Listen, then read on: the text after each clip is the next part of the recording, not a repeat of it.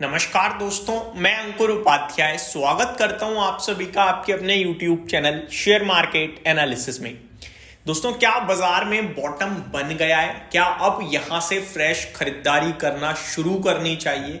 ये हर कोई जानना चाहता है। देखो, बॉटम हमेशा तब बनता है, बॉटम बनने के बाद हमेशा पता चलता है।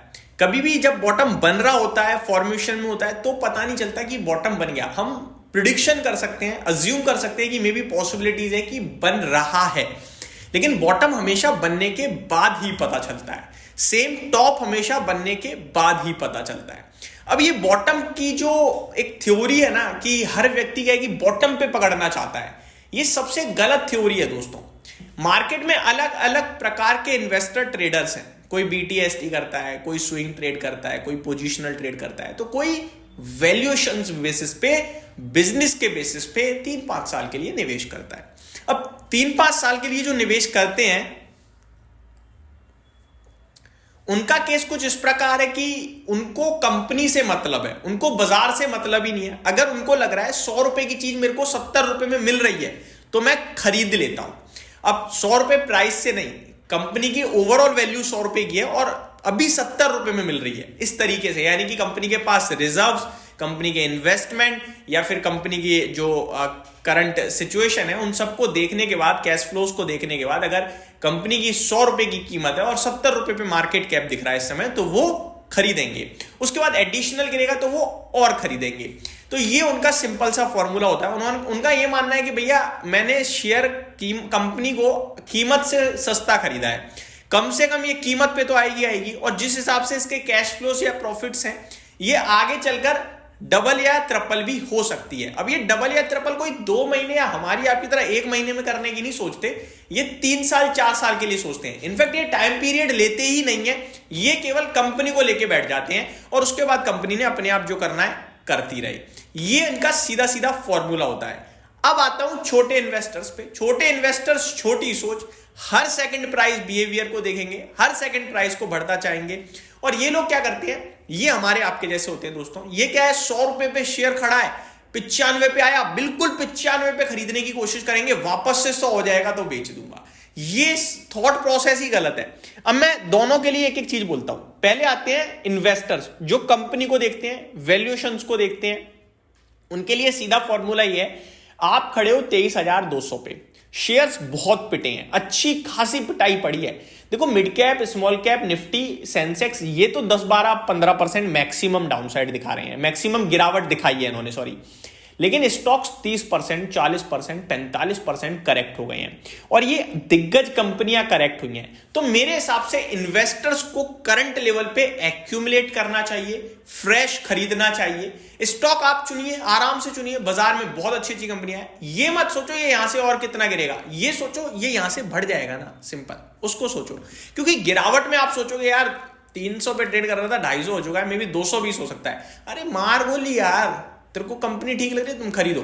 उसके बाद आप सेकंड थॉट प्रोसेस बनाओ कि मैं अगली सिप मारूंगा स्टॉक में फर्दर 10-15% पे। उसके लिए कैपिटल बचाओ आप। सिंपल है, अपने पैसे को टुकड़ों में बांट दो, कम से कम 2 टुकड़े कर दो। अब यहां पे लोग कहते हैं भाई पैसा ही नहीं बचा, कैपिटल ही नहीं है, कहां से क्या करें। तो भाई साहब, ये तो फिर हम, इसमें तो कोई तीसरा व्यक्ति कर ही नहीं सकता कुछ, ठीक है। इसमें तो आप, मैं या कोई भी कुछ भी नहीं कर सकता। आप अपना काम करो, बिजनेस करो, जॉब करो, जो कर रहे हो करो यार। आपकी सैलरी या फिर इनकम कुछ तो आएगी ना, उसमें से कुछ लगाओ हिस्सा। Investment is all about discipline, simple है यार, पेशेंस। ये जो रिसर्च, टेक्निकल एनालिस्ट, कुछ नहीं है भाई, सब फिजूल है मेरी नजरों में तो। बाकी मेरा ये पर्सनल ओपिनियन है, आप लोग इस पे गलत टिप्पणी भी कर सकते हो कि भाई ये है, मैटर करता है, ये होता है, वो होता है। सिंपल सा लॉजिक है भाई, अगर आप 5 मिनट की कैंडल पे RSI लगाओगे तो वो गलत, अलग लेवल पे ओवरसोल्ड और ओवरबॉट दिखाएगा। 15 मिनट की लगाओगे वो अलग चार्ट पैटर्न बन जाएगा, 1 घंटे की लगाओगे अलग चार्ट पैटर्न बन जाएगा, 1 दिन की लगाओगे और अलग बन जाएगा, 1 हफ्ते पे और अलग बन जाएगा। तो जब हर मिनट की कैंडल पे अलग मेरे को डायरेक्शन मिल रही है, तो मैं किसको ट्रस्ट करूं? फिर तो ट्रस्ट ही नहीं बनता ना मेरा। तो मेरे हिसाब से, और अगर ये चार्ट्स की रीडिंग पे काम चल रहा होता, तो आई थिंक हमसे बहुत बड़े बड़े सॉफ्टवेयर और बड़े बड़े रिसर्च एनालिस्ट जिन्होंने प्रॉपर पढ़ाई करी है, वो बैठे हैं भैया, वो गलत पढ़ रहे हैं तो आप और हम तुच्छ प्राणी क्या कर लेंगे मार्केट में। तो वो बिल्कुल फिजूल पैसा वेस्ट है भाई साहब मेरी नजरों में। वो ब्रोकर की जेब भरने के लिए बनाए, वो सरकार के लिए बनाए, टैक्स खाते रहो, ये सब उनके लिए है। इन्वेस्टमेंट ही आपको बचा सकती है। अब वापस से टॉपिक पे, तो अगर आप इन्वेस्टर हो तो क्या करना है, करंट लेवल पे अच्छे स्टॉक्स को लेना है, फिर थोड़ा पैसा बचाना है और एडिशनल 10% पे खरीदना है। 2 साल 3 साल का व्यू बना के आपका पैसा बनेगा और बहुत अच्छा बनेगा। ठीक है जी। देखो पैसा बनता है 15%, 12% और 20% के कैगर के हिसाब से। अगर ये आपको कम लग रहा है तो मैं बता दूं 15% की कैगर पे अगर आप प्रॉफिट बनाते हो तो हर 5 साल में पैसा डबल। 20% पे बनाते हो तो करीब करीब ये आपका 4-3.5 साल में होता है। अगर आप 25% पे बनाते हो तो करीब करीब 3 साल में पैसा डबल होता है। तो ये आप 25% मत सोचना, सिंपल कैलकुलेशन मत करना। 3 साल में तो 75% हुआ, 1 लाख का 1.75 होगा, नहीं भाई साहब, 1 लाख का 2 लाख हो जाएगा, क्योंकि पहला 1.25 होगा, फिर 1.25 पे 25%, देन फिर उस पे 25%। तो वो आप कंपाउंडिंग की जब तक इंपॉर्टेंस नहीं समझोगे तब तक कैलकुलेशन एरर आते ही रहेंगे। ठीक है जी। अब दूसरा, अब हम आते हैं बीटीएसटी या पोजीशनल वालों पे। तो बीटीएसटी पोजीशनल या स्विंग ट्रेडिंग वालों के लिए एक लेवल है दोस्तों। अब आपको अंकुर भाई अभी तो ट्रेडिंग के विरोध में थे, अब लेवल बता रहे हो। दोस्तों लेवल से मेरा कोई टेक्निकल स्ट्रक्चर नहीं है। लेवल से मेरा मतलब है जिस लेवल से हम लोग घूमे थे नवंबर में, वो था 23,350। उसके बाद 23,500 के नीचे बाजार ने क्लोजिंग ही नहीं दी, तो 23,500 को कोई तो बचाने की कोशिश कर रहा था बड़े लंबे समय तक। उसके बाद जब 23,500 के नीचे निकले हम तो 23,350 भी तोड़ा और 23,100 के करीब आए हम लोग। तो 2 चीजें हैं, 23,350 और 23,600। कंजर्वेटिव होके मैं 100 पॉइंट एडिशनल ले जा रहा हूं, अदरवाइज 23,550 पे ही ब्रेकआउट आ जाएगा।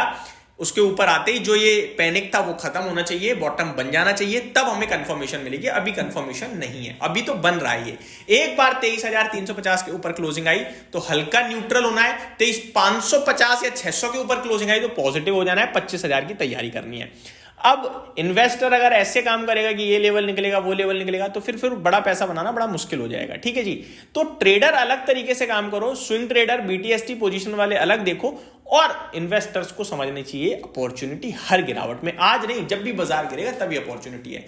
पर्सनल लेवल पे मार्केट के हर फॉल पे हर दिन मैं पैसा लगा रहा था, भगवान की दुआ से थोड़ा बहुत, और मैंने अपने टुकड़ों में बांटा था। बहुत छोटा छोटा लगाता हूं मैं हमेशा, कभी एक बार में भर के मेरे को कभी गिरावट में सब नहीं खरीदना होता, आराम से थोड़ा थोड़ा लगाता हूं। और जब जब गिरा तब कोशिश करता हूं कुछ ना कुछ एक्यूमुलेट मारूं। ठीक है, लॉन्ग टर्म में सब चलता है, सब बढ़ता है, ज्यादातर तो सभी चल जाता है। अगर बिल्कुल ही खचरा है तो फिर बात अलग है, आप ज्यादा लालच में कुछ कबाड़ा ही उठा लिया है तो बात अलग है। बाकी कंपनियां ठीक है तो वो 12% 15% पैसा आराम से बनाती हैं, और कंपाउंडिंग में इसमें भी अच्छे रिटर्न जनरेट करोगे आने वाले 15-20 साल अगर रुक गए तो। ये मेरी तरफ से आपके लिए डिटेल्स थी, उम्मीद करता हूं वीडियो पसंद आई होगी। Thank you so much for watching this video, have a great day.